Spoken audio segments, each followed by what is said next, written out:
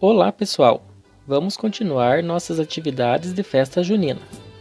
Como vocês sabem, dia 13 foi dia de Santo Antônio, padroeiro de nossa cidade.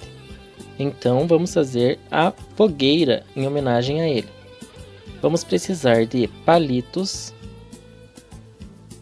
papel crepom e cola. Os palitos e o papel já foram para vocês junto com a apostila. A atividade é bem simples. Vocês vão empilhar de 2 em 2 os palitos formando uma fogueira. Vão passar a cola nas extremidades dos palitos.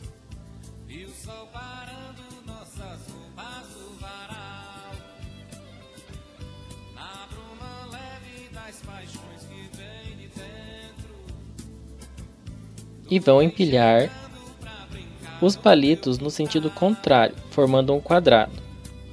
Lembram que a fogueira de Santo Antônio tem formato de quadrado?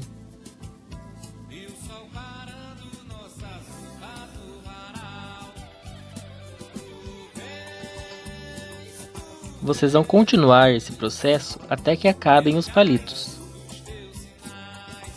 Depois que acabarem os palitos, você vai arrumar o papel crepom, que será o fogo da nossa fogueira.